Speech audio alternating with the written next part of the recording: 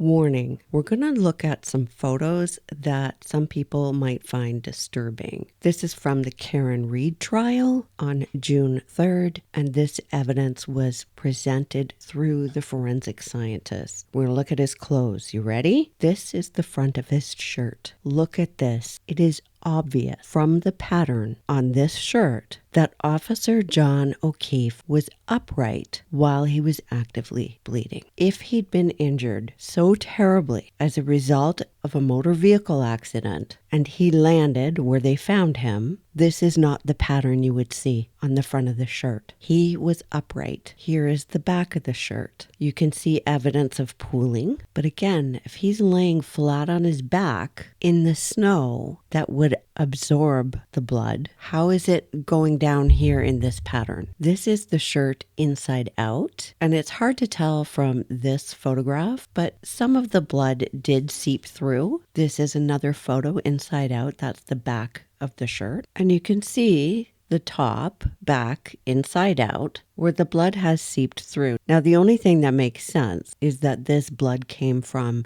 the big gash in the back of his head. He had no injuries on his back or his torso. So there was enough blood that it soaked through his shirt up here. And if this was simply pooling, you wouldn't see the gaps there. It would just seep. Here's the front of his shirt again, and all those white triangles you see are markers. Again, you see staining here and here in this pattern on the front of his shirt. This man was sitting or standing after he was bleeding. He wasn't laying flat on his back. Now let's have a close look at this damage. I'm sure everybody's already talking about it. These markers are all puncture wounds in that sweater. And I bet you, if you look at Officer O'Keefe's arm and those injuries, all these little puncture wounds are going to match. And look at the patterns.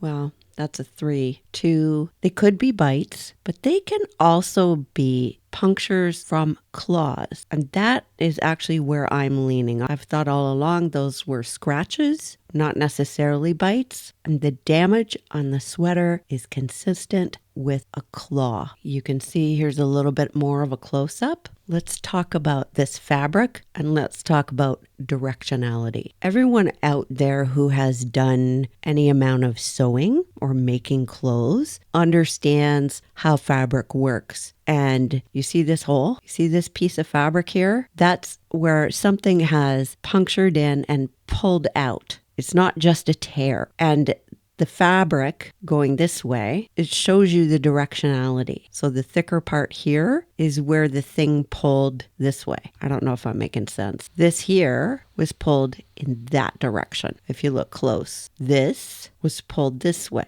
This I can't tell. These punctures are not from the undercarriage of a car. And this pattern here is from the fabric being wrinkled and sitting on top of itself. So there will be those gaps would be expected if his shirt was bunched up. But here you see they've marked some damage. There's a close-up of that. And again, that can be a scratch from an animal. Now, because of the shape of it, it could be other things too. And the other thing I noticed here is, see here? There's a hole there, and that damage was not marked. Unless it's a stain, in which case it's still not marked. But that would be a spot where if you're trying to walk away, a dog might grab you. You ever have a dog not want you to leave? So you see in this photo, there's all these different markers, and they're different than those triangles that showed the damage. These are going to be stains. Watch this.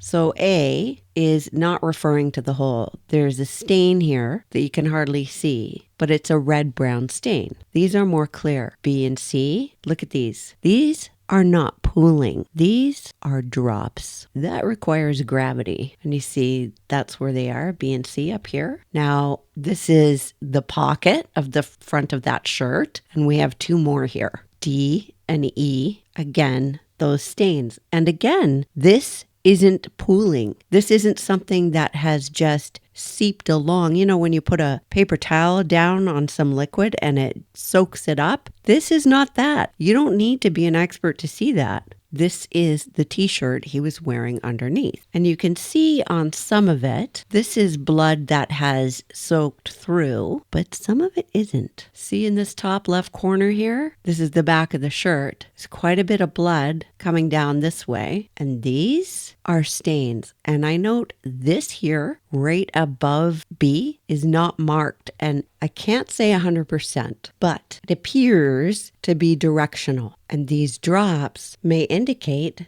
that that sweater he had on was open at the time that those occurred. So when he was found, was his sweater zipped up? It seems to be, because when you look at the pictures, let me find one. When you look at the pictures of his sweater, it's cut straight up like that. There's no reason to cut it up the front if it wasn't closed. And you'll notice this shirt is cut in the same place, same pattern. So it looks like in the ambulance, they just used those shears and cut right up whatever he had on. So this is curious and it hasn't been explained. D down here is another blood drop. You're going to draw your attention up here. Another drop. The jeans. Look at the pattern. So this is a cut mark here, and this is all a cut mark. But there's a pattern here. Again, it goes downward. If this is blood, if it wasn't already there when he put his jeans on, if this is blood, then there's a direction to it. He had to have been upright in order for this to happen. And for all the cuts and tears and these puncture marks in his sweater, the forensic scientist said she can't say what caused those. She was asked about this sleeve in particular and whether or not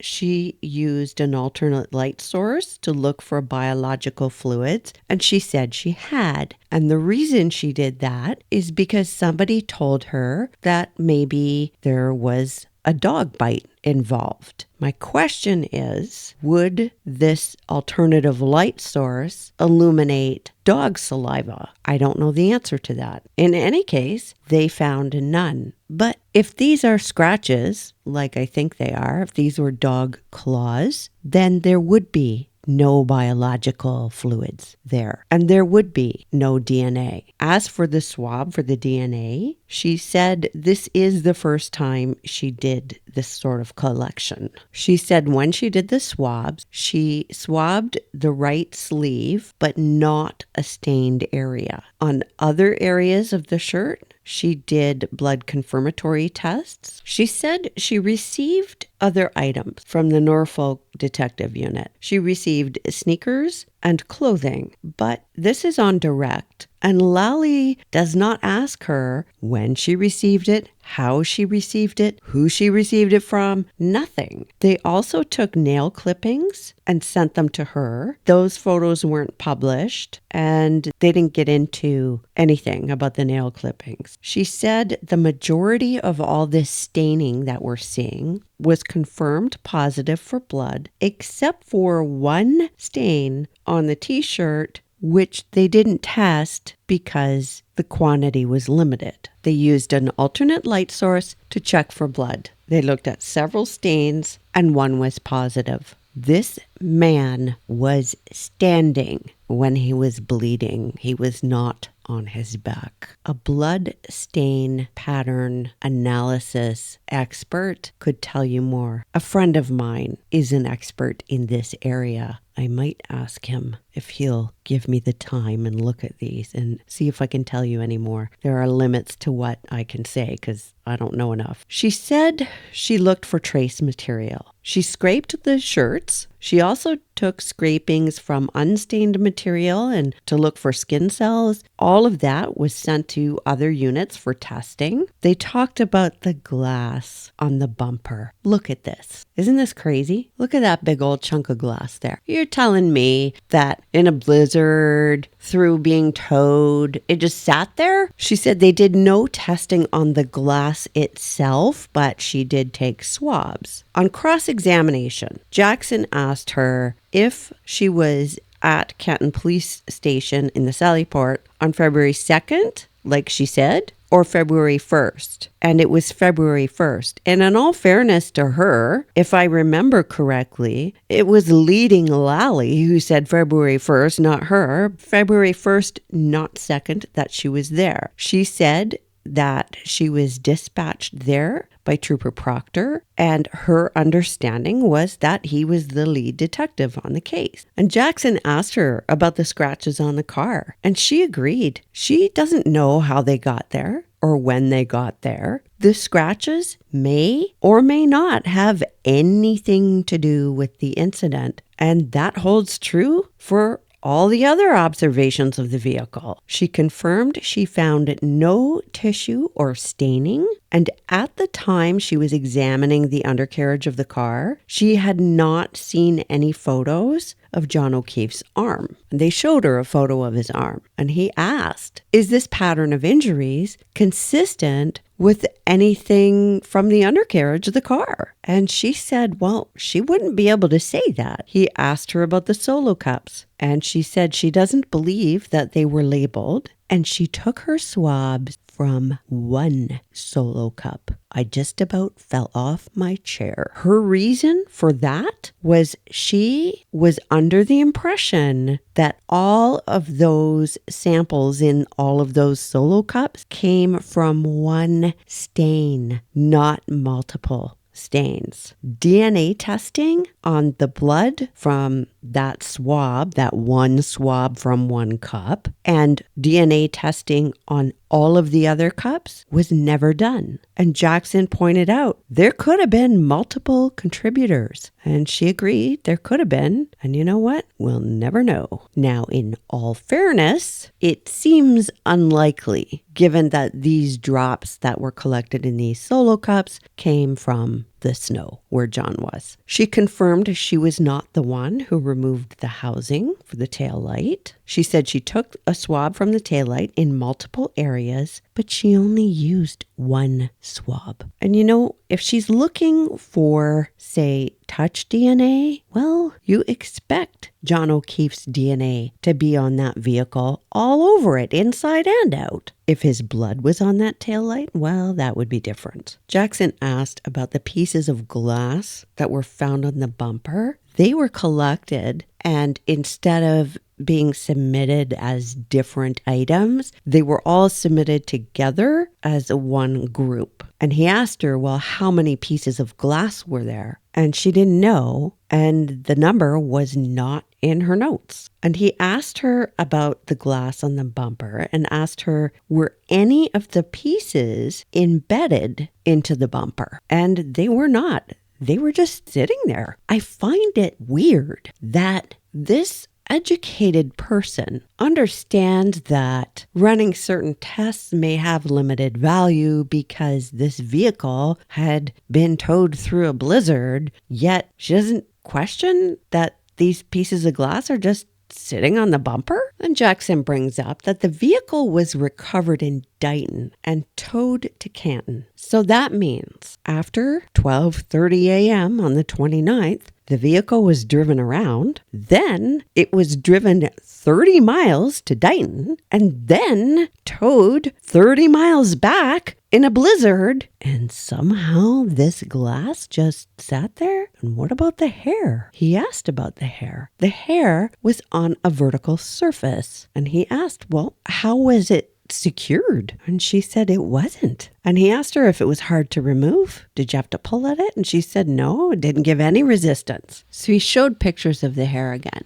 And see here, it looks kind of like a backwards C. But then in the next picture, now this is in all fairness from a different angle. So here and then here, it looks like a full C, like it's maybe moved. Like maybe only the tips of the ends are attached to the vehicle and it's not fully attached. And he asked her about it. He showed her 2 zoomed in photos and said, between those two photos, did it look to you like the hair had moved? And she said she couldn't tell. What the point is, the hair is precariously there, is not in full contact with the vehicle, so the whole thing isn't sort of glued on there. How the heck did that not blow away? And I will ask the same question I asked in the last video, which is, if the hair was able to survive driving 60 miles in a blizzard and then some, if it could survive all that and the snow melting off of the vehicle on top of that, then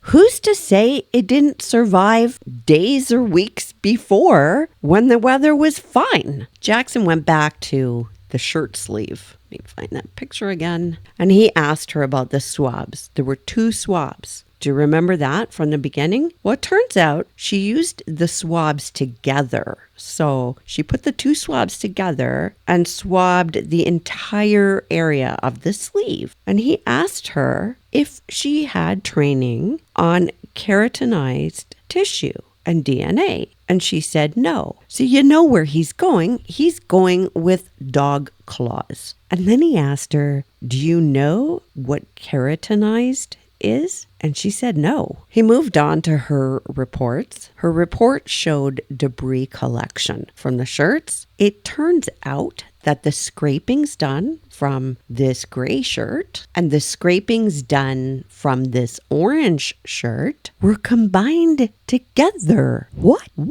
He asked her if she noted any bits of plastic or anything like that when she was scraping off these shirts to try and get fibers. I mean, if there were any chunks of plastic, surely she would have noticed that, right? Well, she said she didn't. She didn't notice any bits of plastic or anything like that. She said she noticed fibers but she didn't notice anything like plastic. There were no photographs or video of the process of collecting the debris or photos or videos of the debris. Then it comes out that these shirts came in one evidence bag. They came together in one bag. What?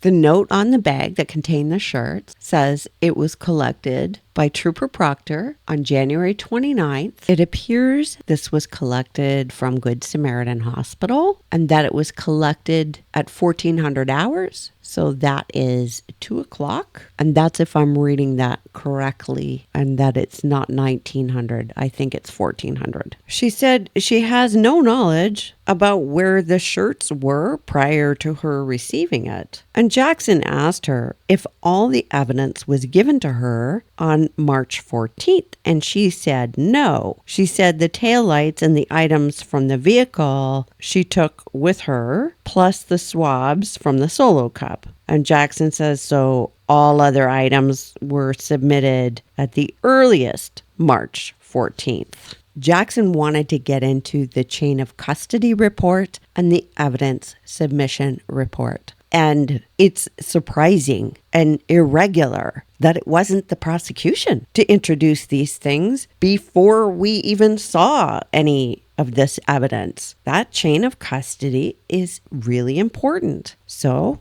Jackson is going to introduce it now. Well, you know, Lally objected. What? And the judge sustained the objection. So Jackson had to go around the hard way. According to the log, plastic pieces were submitted on March 14th. And they go through several pages like this. Pieces being submitted on March 14th. The t-shirt and that gray shirt wasn't submitted until March 14th. Why? Where were they then? Why were they not submitted immediately? Then Jackson asked this. Was the clothing and the plastic stored in the same bag? And the witness said she couldn't tell from what she has. And, of course, questions aren't evidence, but without that chain of custody report, the question does raise other questions. The fact that Lally objected to to having the chain of custody report and the evidence submission log put into evidence, that raises questions. That it took all the way till March 14th for this evidence to be sent at all is shocking. What logical reason would they have to not submit that? And as for Lally not wanting this in and how he glossed over it, he's been glossing over all of this from the beginning. It's disappointing. You would expect a prosecutor to want this admitted. And if there are warts in the prosecution's case, because look, the lawyers don't make the facts, they just argue them, right? And as a prosecutor, you're not going to get something that's perfect, that has no flaws, no warts. If there are warts, it would be better for Lally to say, yep, here's where there was a mistake, but this other evidence over here proves what this would have, or make some other argument to cover the holes, to make it better, and to be honest and say, yep, our case has warts. Here they are. The prosecution is supposed to be working for the people, and it is not in the interest of the people to cover up and hide investigations that aren't done properly. You can't fix something if you keep it in the dark and hide it. It's not in the people's interest to convict somebody who might not be guilty. It's not in the people's best interest to allow authorities to do whatever the crap they want and accuse who they want and get away with sending somebody to jail on crap evidence and crap process. On redirect, Lally asked if there was any snow or ice on the SUV when she examined it. She said no. The next witness was Ashley Valier. She's a forensic scientist, has been for 5 years. She works in trace arson and explosives. They go through all her qualifications. Lally asked this question. He says, at some point, you became involved. Why doesn't he just give the date? Why does he insist on being vague here? There's no reason for that. And then he said, and you later received debris from clothing items. And the answer was yes. Well, if this was a suspect being questioned and the suspect is saying at some point and sometime later, well, an investigator would be drilling down on that, because why are you being vague? And don't tell me that this is just lawyer speak, because it isn't. Don't look behind the curtain. She said she received debris from the jeans, boxers, sneakers, and 2 shirts. And I don't recall the last witness saying anything about boxers or talking about doing debris removal from sneakers. I mean, I could have missed something. And she said she got debris from the shirts, and with her naked eye, she could see dirt, fibers, hairs, red plastic, and clear plastic. And the clear plastic that she saw was 1/8 of an inch by 1/16 of an inch. That is big. How did the previous scientist miss that? And she was asked, did you notice anything? And she said, no. How could she not notice something that was 1/8 of an inch by 1/16 of an inch? And you know what? As it scraped off, it would have made a noise. Then Lally asked about other items from Fairview. Again, not saying who collected them or how or when, just their other items from Fairview. She said, yes, many plastic pieces, some glass, 1 drinking straw. What? And he goes through photos. He shows a photo of an evidence envelope, and the date there is 2/4/22, and it's the same date on the barcode here, and this is for broken glass. This says 2/9/23. Someone's going to have to explain that to me. Maybe that's when it was tested. Here's an evidence envelope saying it was collected from Fairview But look, 2/10/22 at 9:45 a.m. And Lally asked her about the dates on the bag, the barcodes and everything. And she said, well, I can't answer that because that is not our labeling system. Here's one, 2/11/22 at 9 a.m. from Fairview. Here's one, 2/10. Here's one, 2/10, looks like 22 at 9:15 a.m. 2/8/22 at noon. A large piece of plastic, again at Fairview, and it says on the front lawn. And look at this thing. This is, let's see, that's 9 centimeters, and I bet you that's another 2, so 10 or 11 centimeters in length for this one piece of red plastic. So it was leaf blown all the way down, they said, and then the other guys searched, and they still didn't find this? 2/11/22 at 9 a.m., 3 pieces of clear plastic and 5 pieces of red plastic found at Fairview. Look at this. Come on. Look at this. It's giant. 2 searches and they missed that? This is all collected on different dates, much after the incident, and none of that was collected by Lieutenant O'Hara and his team or the original team who was out there, Lieutenant Gallagher. And as Lally goes through this to try and get this evidence in, he's just flying through all of these envelopes with all of these different dates on them. And it all looks very official and forensic science-y. And I think it's misleading. And again, I'm going to say, if a person who was accused did this, sort of glossing over, trying to slip something by, you would view it as an omission, as a misdirection. It may well be misleading in the absence of setting a foundation and the chain of custody. This is misleading. People might think that all of this was found by the CERT team or that it was found earlier or all at once, but it wasn't. And so all of this evidence is coming in, and we still don't know where the heck it came from, who found it, under what circumstances, at a scene that was tainted from the very beginning. And next, they're going to go through the assembly of all these pieces, but all of this is out of order.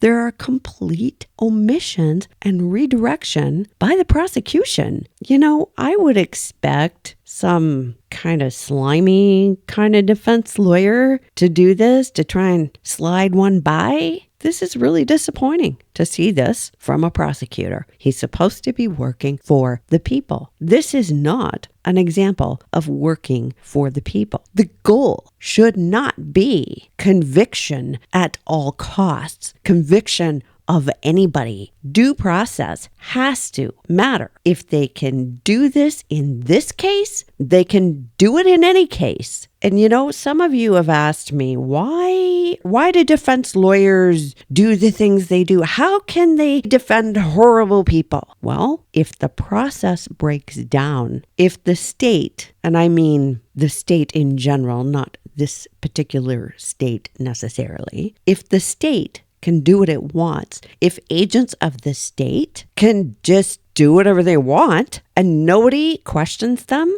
and nobody holds their feet to the fire, well, do you think that they're just going to play nice? Or are they going to just do whatever the heck they want? And Karen Reed was able to hire a team of good lawyers. What happens to somebody who can't? Or what happens to someone who can't choose their own lawyer? Or what happens when you get a baby lawyer? And hey, nothing against baby lawyers, but experience does matter. Then what? What happens to somebody who thinks, wow, I am snowed. I am buried in whatever they have. Maybe I should just take a plea deal because I can't defend myself against this. So you know what? I'll just do 10 years, 5 years instead of life. What happens to those people? And you know what? They don't make the national news. And the wrongful conviction rate is way too high. This case is an example of why we need